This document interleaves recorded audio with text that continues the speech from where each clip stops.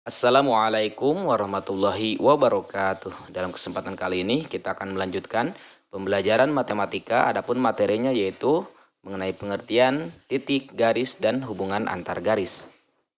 Pengertian titik. Di dalam dunia menulis, titik adalah tanda yang digunakan untuk mengakhiri sebuah kalimat. Tetapi di dalam dunia matematika, titik adalah sesuatu yang memiliki kedudukan, tapi titik tidak mempunyai ukuran. Memiliki kesamaan seperti di dalam dunia menulis, di dalam dunia matematika, titik yang juga dipresentasikan dengan sebuah noktah, ya tanda seperti itu. Hanya saja dalam dunia matematika, titik yang diberi nama dengan menggunakan huruf kapital. Misalnya kita perhatikan ya gambar berikut. Nah ini adalah titik A, titik B, titik C, titik D, dan yang lainnya.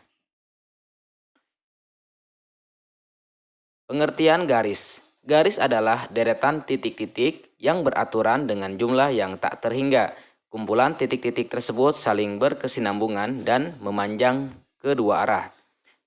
Berikut ini ilustrasi garis yang merupakan kumpulan titik. Nah, ini adalah kumpulan titik-titik yang semakin dekat, sehingga dengan semakin dekat akan terlihat seperti garis ya. Padahal garis tersebut adalah merupakan kumpulan titik-titik yang berdekatan. Nah, selanjutnya akan dijelaskan mengenai perbedaan garis. Ada beberapa macam istilah pada garis, diantaranya yaitu kita perhatikan ini adalah ruas garis. Kita perhatikan gambar, ruas garis adalah bagian dari garis yang terdiri dari gabungan beberapa titik dan dibatasi oleh dua titik yang berbeda pada kedua ujungnya. Nah, ini disebut dengan ruas garis. Kemudian ada lagi disebut dengan sinar garis. Sinar garis adalah ruas garis yang salah satu ujungnya dapat diperpanjang tanpa batas. Kita perhatikan sinar garis AB. Nah, mengenai titik A-nya itu tidak bisa diperpanjang, tetapi mengenai titik yang berada di ujung B ya dengan tanda panah, nah itu bisa diperpanjang. Kemudian garis lurus. Garis lurus adalah ruas garis yang kedua ujungnya dapat diperpanjang tanpa batas, dan kita perhatikan ujung titik A, ujung titik B itu tanda panah. Tanda panah di situ maksudnya adalah suatu titik yang bisa diperpanjang ya, bisa diperpanjang ke arah A, bisa diperpanjang ke arah B. Kemudian yang keempat ada lagi yang disebut dengan garis horizontal. Garis horizontal adalah garis yang arahnya mendatar atau lurus.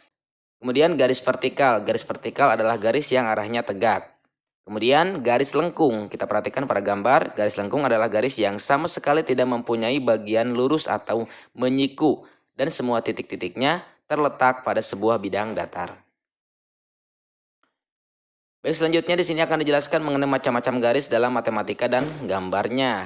Yang pertama, garis sejajar. Garis sejajar adalah dua garis atau lebih yang terletak pada bidang yang sama dan tidak berpotongan satu sama lain, meskipun diperpanjang secara terus-menerus. Garis yang sejajar dinotasikan dengan simbol, nah seperti itu ya. Kita perhatikan gambar di bawah ini, garis A dan garis B. Nah, ini adalah garis yang sejajar. Walaupun diperpanjang secara terus-menerus, maka ini tidak saling berpotongan. Kemudian kita perhatikan yang kedua, ini garis A, garis B. Ketika diperpanjang maka ini tidak berpotongan ya, tidak berpotongan satu sama lain. Jadi kesimpulannya pada gambar di atas, garis A sejajar dengan garis B, maka dapat dituliskan A garis sejajar dengan garis B. Yang kedua adalah garis berpotongan. Dua buah garis dikatakan saling berpotongan apabila kedua garis tersebut terletak pada satu bidang datar dan berpotongan pada salah satu titiknya, sehingga antara kedua garis memiliki sebuah titik potong atau titik persekutuan. Kita perhatikan pada gambar berikut. Ini adalah garis G berpotongan dengan garis F. Nah, ini yang disebut dengan garis berpotongan. Nah, dengan melihat gambar di atas, kita dapat menyimpulkan garis F itu berpotongan dengan garis G di titik H. Kemudian yang kedua ini garis M. Kemudian di sini garis N. Dan di tengahnya adalah titik O ya. Jadi kita bisa melihat pada gambar di atas, kesimpulannya adalah garis M yang berpotongan dengan garis N di titik O, di mana berpotongan tersebut membentuk sudut 90 derajat. Maka garis M dikatakan berpotongan tegak lurus dengan garis N ya. Selanjutnya yang ketiga, garis berimpit. Dua buah garis dikatakan berimpit apabila kedua garis tersebut saling menempel dan searah, sehingga dapat dikatakan memiliki titik persekutuan yang tak terhingga. Garis yang berimpitan akan saling menutupi satu sama lain dan akan terlihat seperti satu garis lurus. Kita perhatikan mengenai jam.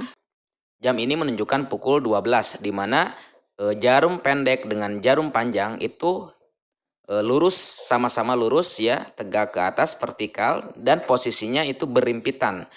Nah, kita perhatikan untuk lebih jelasnya. Jarum yang berwarna merah itu menunjukkan jam dan jarum yang berwarna putih itu menunjukkan menit.